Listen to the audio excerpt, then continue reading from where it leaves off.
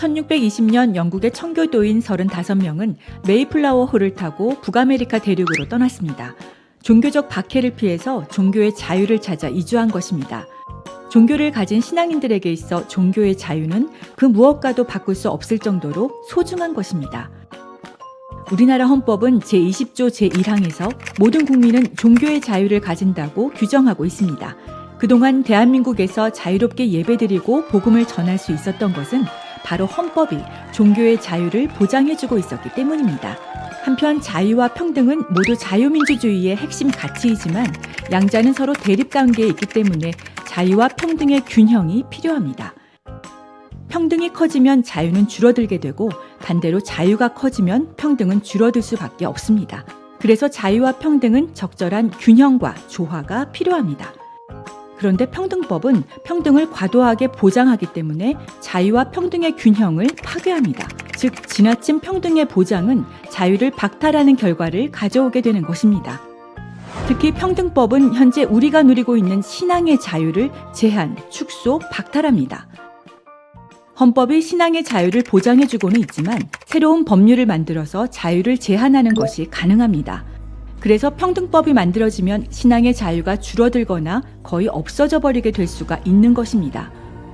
지난 2021년 6월 16일 더불어민주당 이상민 의원이 우리가 누려왔던 종교의 자유를 억압, 제한, 박탈하는 평등법안을 발의하였습니다. 평등법은 종교 영역에도 직접 적용이 됩니다. 따라서 예배, 성경 공부, 수련회, 종교 집회 등에서의 설교와 발언이 차별이 될 수 있습니다. 온라인 선교를 한 경우에는 위자료 청구 집단 소송을 당할 수 있고 천문학적인 금액의 손해배상 책임을 지게 될 수도 있습니다. 또한 타종교인, 무신론자 등에게 전도를 할 경우에 종교적 차별이 될 수도 있습니다. 뿐만 아니라 교회가 신천지, 이단 등의 출입을 금지하는 현수막이나 벽보를 게시하는 경우 차별, 즉 분리, 구별, 제한, 배제, 거부 표시 또는 조장 광고가 될 수도 있습니다.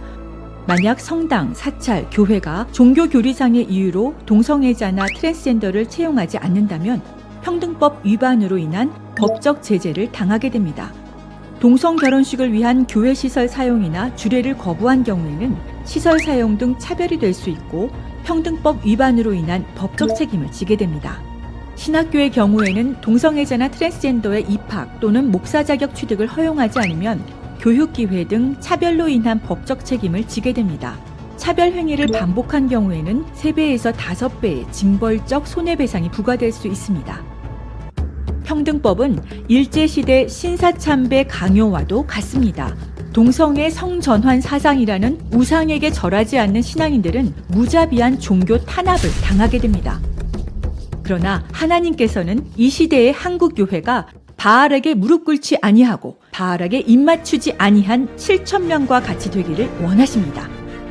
이제 한국 교회는 종교의 자유를 지켜내기 위해서 믿음 위에 굳게 서야 합니다. 그리고 일치 단결하여 한 목소리로 평등법을 반대하여야 합니다. 종교를 탄압하는 평등법에 대항하여 믿음의 선한 싸움을 싸우는 거룩한 군사가 되어 주십시오.